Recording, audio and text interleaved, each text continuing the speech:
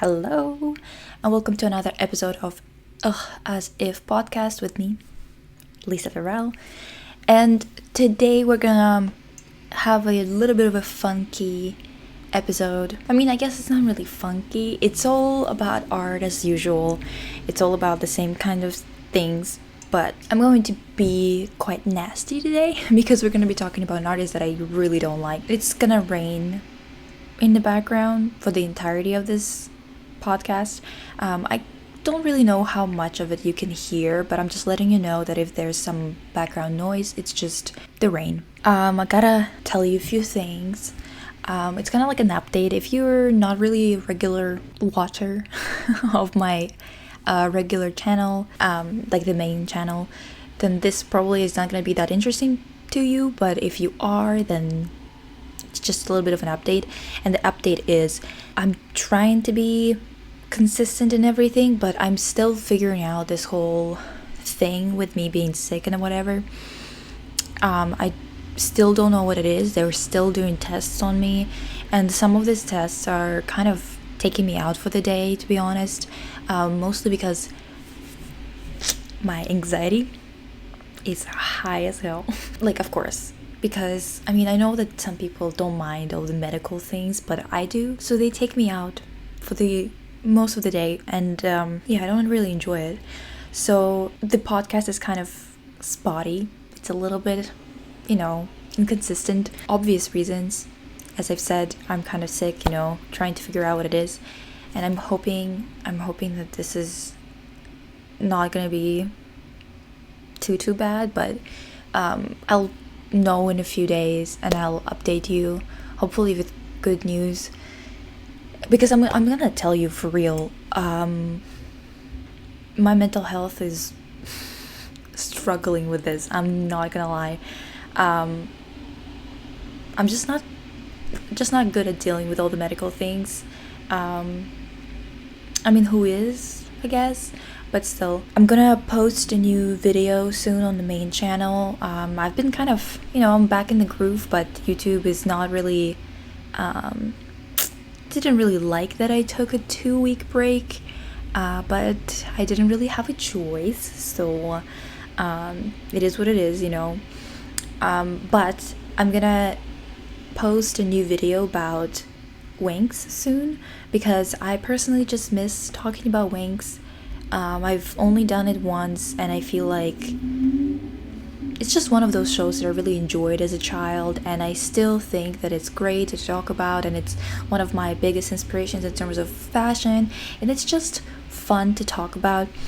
And it's gonna be out soon. I would say in a few days from when you're gonna be hearing this. Yeah, it's gonna be here really soon.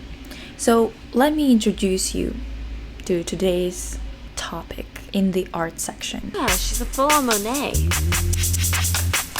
It's like the painting, see?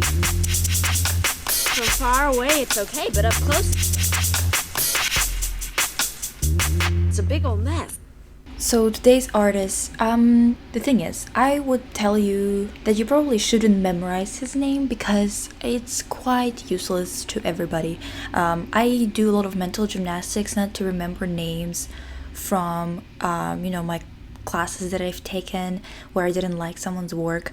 I can always find it by just, typing in the work that annoyed the hell out of me, for example, right? If I need to talk about that artist, for example, like today, when I'm trying to start kind of a discussion on this podcast.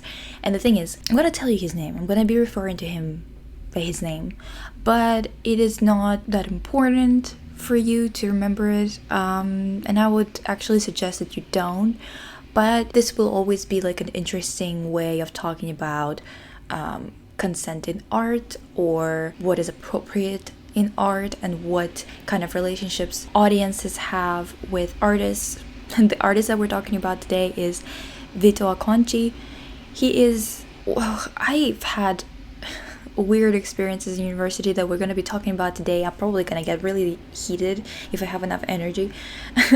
But his work that kind of annoyed the hell out of me, and that I usually talk about when I'm talking about, questions of consent in art, is the artwork called Seedbed. This guy, basically what he did, I'm gonna kind of like, loosely describe what the work is and what it's about. And I also want to talk about framing artworks and framing artists and talking about how we talk about art, because oftentimes a lot of bad art is talked about in a way that makes it sound a lot better or a lot more like a lot deeper and more interesting than it actually is. And I want you to not get swept up into this kind of linguistic gymnastics that kind of try to explain why something is more important than it actually is.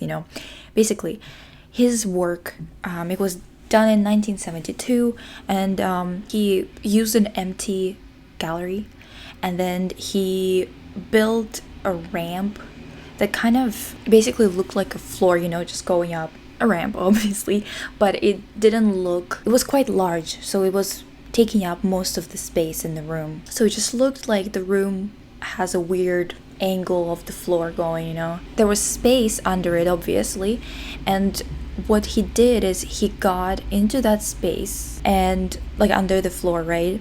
And he masturbated repeatedly. He just kept on saying his like fantasies aloud, his sexual desires, other things like that, which obviously made people react, people who were at the gallery, Oftentimes when people talk about his work, they talk about how he pushed or challenged the boundaries between the audience and the artist, private and public, something that is normal to see or observe and something that is creepy to view or observe. First of all, if you're not familiar with fine art, this probably is already a lot for you right now. I know that if you're not if you don't have certain expectation of what artists do sometimes, or what artists in quotations do sometimes, you kind of wouldn't expect this to be a thing that I would just talk about today. But unfortunately, there's a lot of artists like that in the world. There are a lot of people who have been doing things like that and then just calling it art. It's just so weird because the way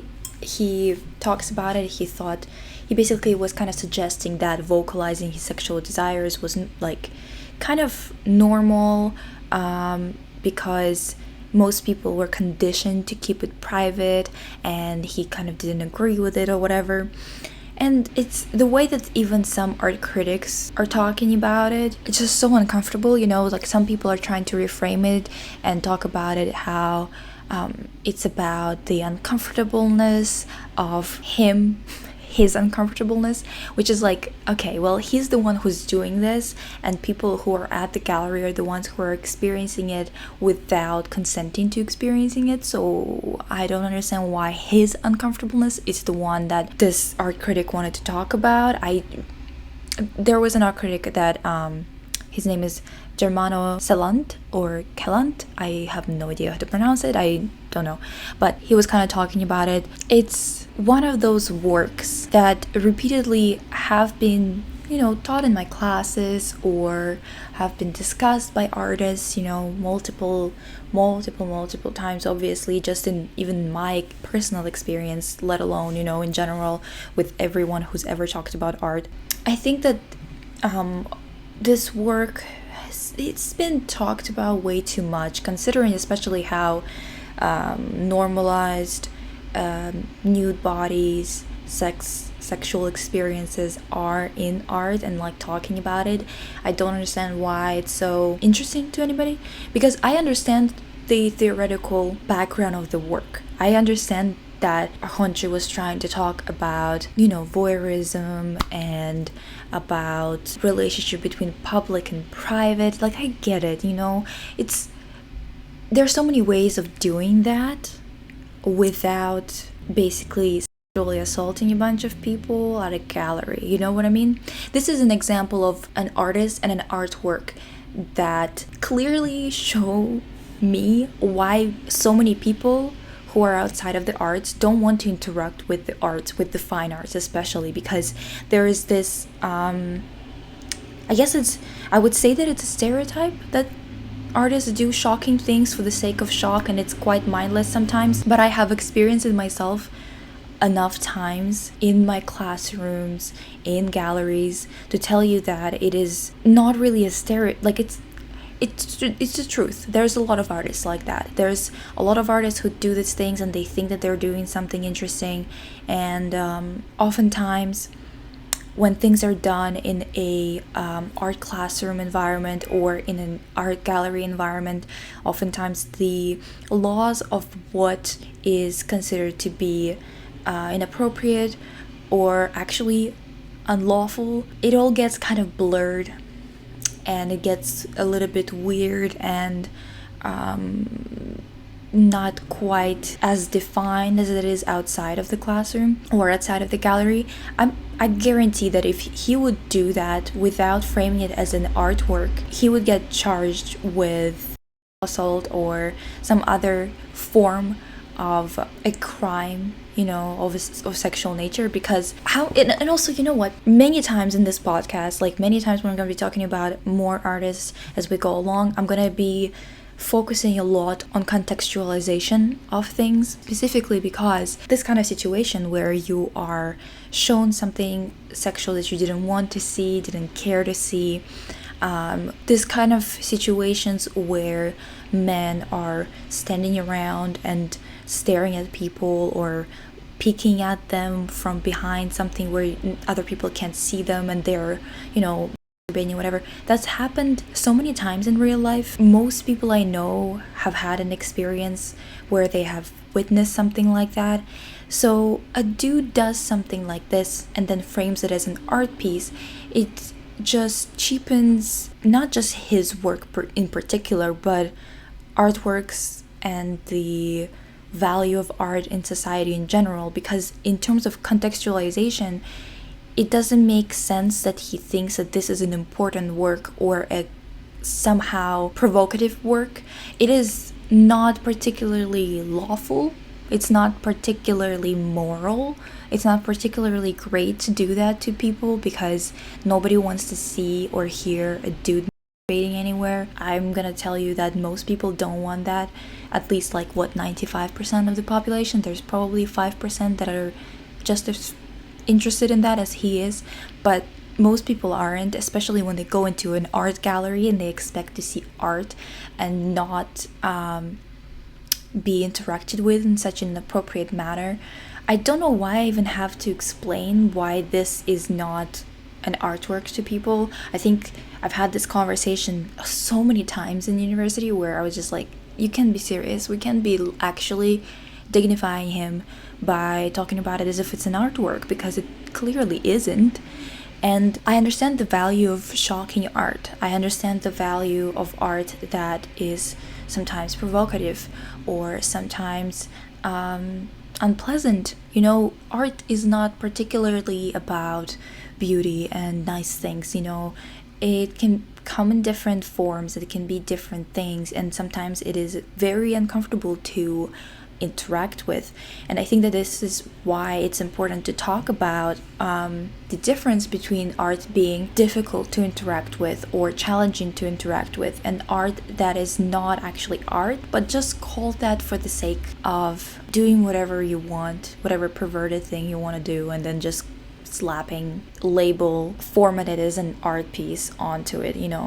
Of course, there are different types of people in the world who find different types of things controversial or inappropriate, but I would say that this wouldn't be that much of a problem if an integral part, or a really just huge part of this work, wasn't the fact that the people that entered the gallery didn't know what they were signing up for. I've had this conversation again with so many people who think that the art that they produce, regardless of how uncomfortable it is, it's important to view in this unprompted manner for the sake of the shock value or whatever.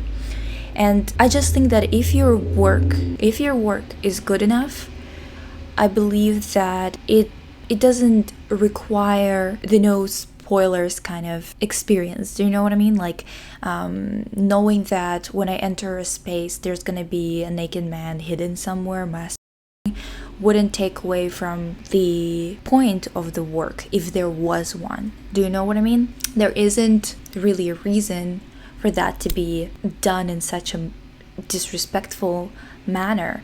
And it's such a, I also want to underline just how much of an egomaniac you have to be to not only expect people to come pay to enter the space. Sometimes you don't have to pay, but most of the time you do, to pay to enter the space of an art gallery. To expect people to take time of their day to do that, to pay for it with their hard-earned money, to interact with their work, mentally engage with their work. And then also expect that for some reason those people are supposed to be grateful for the experience, regardless of what kind of experience it is, and also having this assumption that your art is always enriching someone else's life. I think that it's important as an artist to have a little bit more self-awareness than that.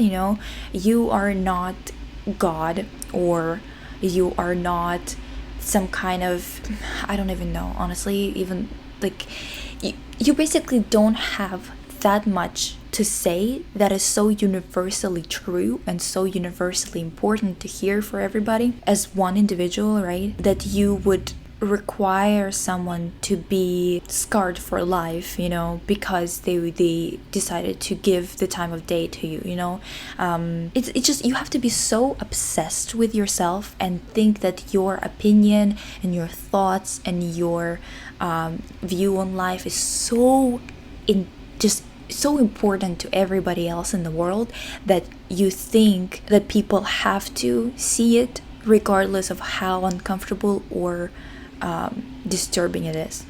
There are many works that I have seen that were uncomfortable to watch or that were difficult to interact with, but I still thought that they were important to interact with regardless of them being difficult.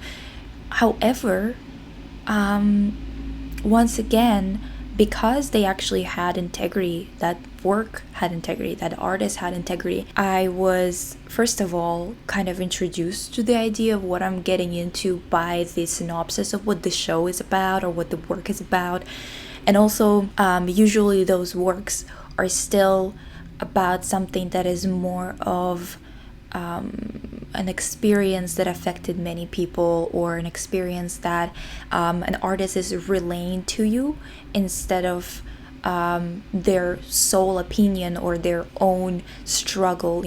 I think basically what I'm saying is that this work is gross. Okay, like it is. There's no way around it. It's just gross. It's also very weak conceptually, because there is no concept really. You can turn around and try to explain why a work is important. You can describe it in a different way based on what you're seeing around yourself. I've seen it many times where people would try to make a work that oftentimes it's quite weak conceptually, and then they would get criticism and a critique when a bunch of people are kind of giving their opinions on their work and giving their feedback, and they would try to adjust their concept to address those issues while their work wouldn't actually support it. So what I'm saying is you can't make a weak work and then just talk a lot about it in different types of ways and just add a bunch of words that are 50-cent words. Artists love to speak about their work in such a manner that puts so much importance into it. And the thing is, these works like Seedbed are so primitive and boring and inconsiderate and disrespectful, to the point where you kind of just you understand why. You immediately understand why people have such a bad taste in their mouths when they after an art experience at the gallery, because whenever they enter that space, they are treated like they're supposed to be grateful for whatever is shown to them. And the fact of the matter is, artists are not better than anybody else. We are not inherently smarter than somebody else. We're not inherently more well-rounded or thoughtful than anybody else. And I think that a lot of artists forget that. They think that just because they call themselves artists. They can do whatever they want, and it's somehow important. Sometimes I wish that the art world was a little bit more, not market driven, not at all, but more brutal towards those egomaniacs, because they are the ones who usually succeed in this industry, because they are usually in positions of, privilege, or they know somebody. There's a lot of nepotism usually involved. That's why they keep on doing this pieces, and why critics pay attention to them, why people talk about them, and it's also because we perpetuate these ideas of the genius of the artist. Every time we teach a new generation of artists about art, we keep on talking about these people regardless of how annoying they are. I think it's important to talk about him in a way that doesn't frame his work as good or interesting. It's not that it's disturbing, but has good conceptual value. It's just boring. Because the thing is, regardless of what kind of emotions you experience when you are presented with a work, what makes it stick, at least what should make it stick, is its conceptual value. And usually these types of works are quite boring. Like, it's just a guy who's doing what a lot of creepy men do in real life, but he's doing it in a gallery. How is that any different? How is that interesting? Who gives a shit? You know what I mean? And the reason, of course you can say that, well, you're talking about it right now. Yes, I am talking about it right now, because it is a perfect example of being a boring ass artist who thinks that everyone owes them something, and who thinks that everyone needs to engage with their art and be thankful for whatever they are, presenting to us. And it's a common thing with artists. That's why I want to talk about him. Not about him specifically, but about artists like him, right? It's just a really convenient example, because while I was doing research for this podcast and kind of refreshing my memory on this artist and his work, I remembered that I was also annoyed by another work of his, except I didn't know that it was his work, because again, I'm telling you, I'm doing a lot of mental gymnastics to forget everybody's name, everyone who I don't like, so I kind of forgot that it was the same guy. And that piece was a piece that he's done in 1969, so it was 3 years earlier than Seedbed, and it's a following piece, which is once again a piece that I have learned about in one of my classes. And let me just read a quote that explains what it is, because I don't want to be it's annoying. Anyway, so one of Acconci's best known works, following piece, was the artist's early foray into themes of voyeurism, agency, and the public-private separation. In this game-like activity performed on the streets of New York City for nearly a month, the artist followed the same instructions every day. Each day I pick out at random a person walking on the street. I follow a different person every day. I keep following until that person enters a private place. The process varied in length, lasting anywhere from a couple of minutes and up to several hours, depending on the subject he chose each day. He documented the activity by taking notes while following the individuals. For practical reasons, he did not carry a camera, and no photographs were taken of the performance. However, the final work exhibited in the gallery did incorporate stage photographs. If you look at his notes and whatever, most of the people that he followed, if not all, I'm not gonna claim that it was all, because I genuinely do not remember, but I remember that it was a lot of people. We even talked about the fact that it was a pattern, that he followed women. Of course he did. Of course he did. Well, why the wouldn't he, right?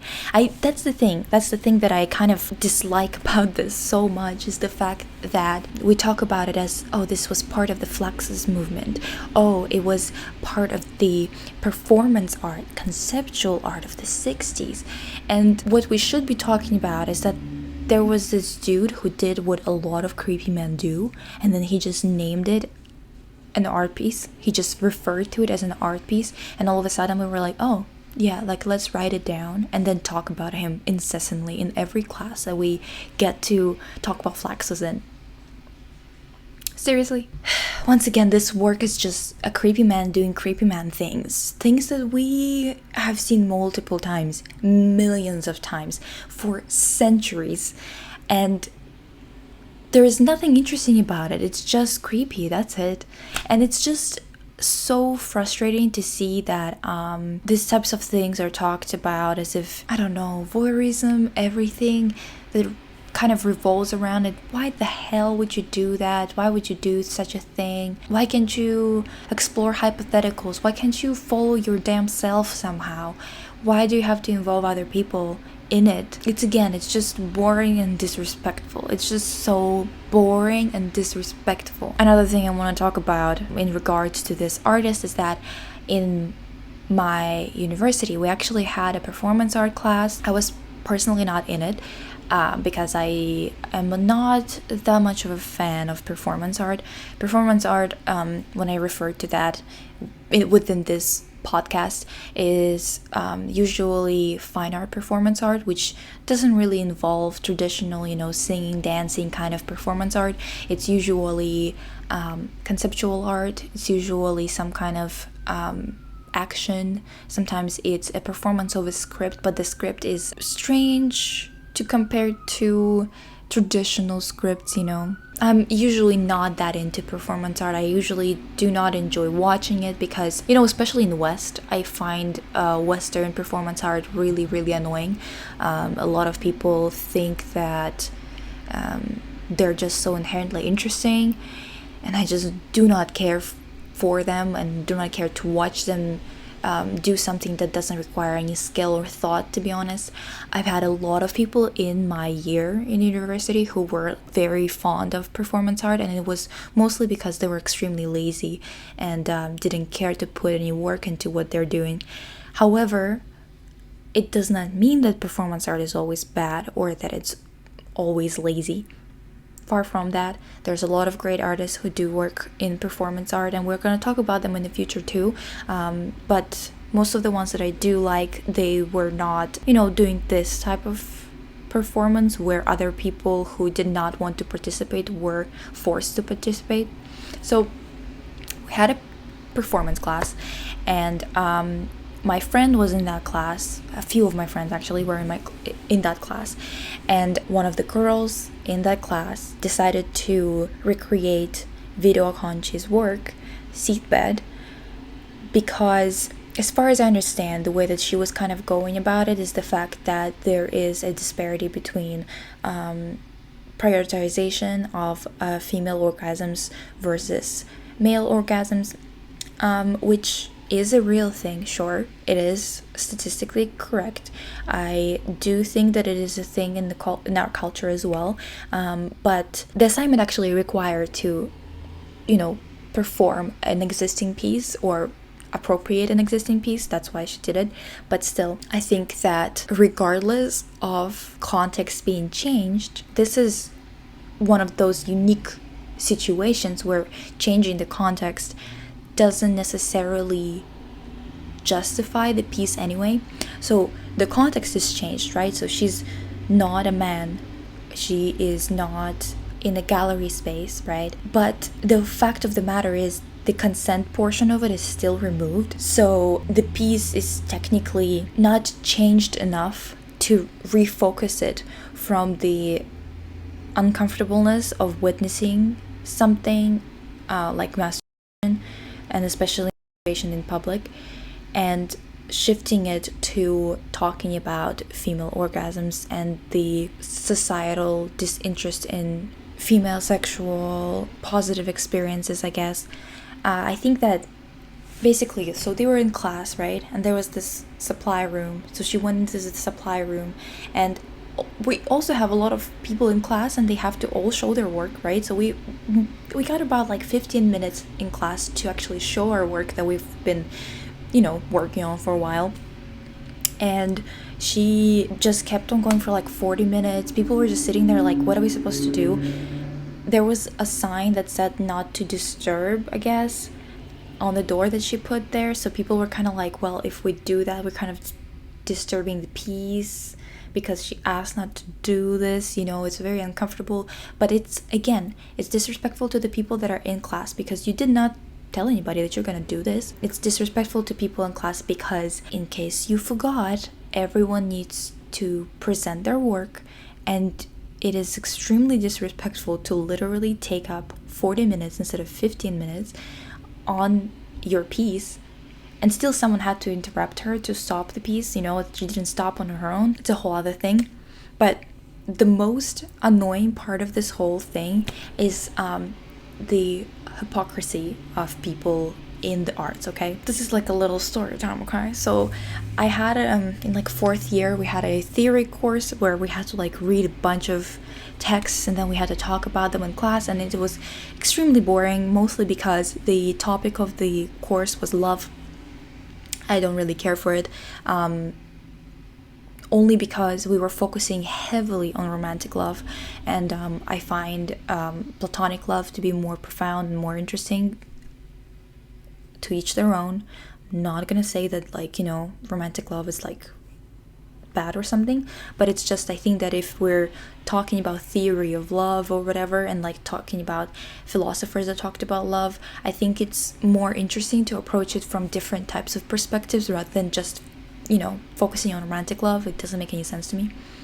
But what I'm saying is that in that class we had a project that at the end we had to present a work that was about love, you know. So a lot of people did work about romantic love, and when we were talking about our final project, we were asking our professor what kind of projects are allowed to be presented, and me and my friend wanted to do a work about our love for animals, our love for our, you know, pets, and obviously you can't just do like a little drawing and be like, this is my pet, hehe, you know. It needs to be a conceptual artwork. It needs to somehow respond or create new conversation or whatever, right? And we were told by our professor that we cannot talk about that because it is, you know, she thought that it was kind of kitschy to talk about your pets, which is like, well, I think it's kitschy to talk about your boyfriend, but I'm not making a scene about that, am I? In any case, we had to present a work. So I presented a work. To contextualize my work, a lot of people presented works that were kind of performancy, or not performancy, but kind of ephemeral. Like one guy just made waffles for people, and he was like, well, love for me is like, you know, sharing food or making food for each other. Another guy made a grocery list. Yeah, I don't know. Girl, don't ask me. How am I supposed to... I was already distracted by that point because I came with my dog, and I was like, love for me is sharing great experiences with people in terms of having just like, you know, a pet running around, and like just her having around is usually nice for a lot of people, to just see her like eating or passing by in her little, like, you know, rain jacket or something, and people start smiling. Even like when I pass by cars that are parked or whatever with people in them, and they start like, you know, smiling because my dog is just so cute passing by with her little rain jacket. To me, that's an important part of life that can help balance out the little shitty things that happen in it, and the little ones obviously, but still.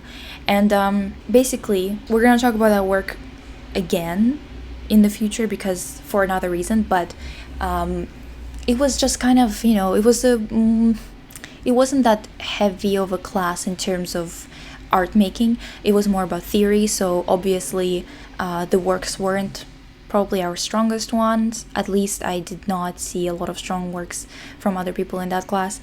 But one of the girls said that, you know, it's so inappropriate to bring a dog in because I didn't ask anybody if that would be okay. And I was just sitting there with my dog. I wasn't disturbing anybody, but people were really like, some people were kind of pissed about it. And I was like, well, it's just a little dog. She's literally not pissing anybody off. No one is allergic, by the way, just by the way, as a note on the side. Dogs are allowed in that building. So what's the issue, right? So she was saying like, oh yeah, like no one is allergic, but what if they could have been? But what if this? What if that?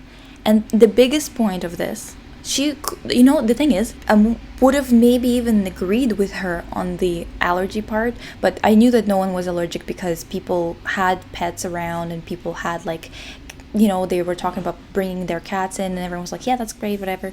And we had a dog in that was our professor's dog, and it was fine too. Yeah, I just knew that they weren't allergic. But let's say that she would be right, for example, right? Like, okay, that's a fair point. It would be a fair point if she wouldn't be the girl who did that work where she recreated the seedbed work by Vito Acconci, okay? Yeah, the girl who did not ask if that's okay for her to literally masturbate in the supply room and take up 40 minutes out of 3 hours that we have to critique each other's works for the midterm. That girl told me that it's fucked up of me to walk around with my dog. This is just a little bit of just like, a PSA for you guys to know what kind of people artists can be. And if you, for example, if you don't like me, I'm also an example of an artist, so I'm kind of a good example that you shouldn't be taking every work that is in a gallery as a good work. Doesn't mean that abstract works are bullshit, for example. Like some people are saying, oh, I could do that, whatever. And the fact of the matter is, yes, you could paint it this way, you could draw things this way, but context is what matters. Conceptual idea behind it is what matters. But regardless, I think that you should remember that there are people like Vito Acconci who are just creeps, who wanted to do creepy things in galleries and get paid for it and act like they're holier than thou, and they're so interesting and they're so important that people should be traumatized by them for the sake of interacting with their art. You should remember that there's people who are this much of hypocrites who become artists, who will be this generation's artists, who will remake this seedbed work, make everyone uncomfortable, and take their time away from a class that they pay money for to be critiqued and stuff like that, for the sake of their piece, their very disturbing one. If you weren't, I guess, prepared to see that, and then the same person will go and say that it's inappropriate to just come to the studios that are pet friendly and then where no one is allergic. It's inappropriate to come in there with an animal, with a little dog. It's inappropriate. I'm just telling you that these are the type of artists that exist, okay? People who are just creepy for the sake of being creepy, and people who have barely any logic to whatever they're doing. They don't even see how hypocritical they are being. This episode is about the fact that a lot of artists are shit, and you have to know this. I gotta tell you, I gotta introduce it to you, because I'm sure you know this, but there are many artists who are like this, and I'm gonna try and start discussions about which ones are actually shit and which ones are just misunderstood in terms of their work because it's too abstract or too concept heavy to be easily digestible. In any case, this is what I wanted to talk about today, and I will see you soon with another video. Thank you for listening, or not video, I guess, a show. Thank you for listening, wherever you're listening or however you're listening, and I will see you soon with more of as if. Bye.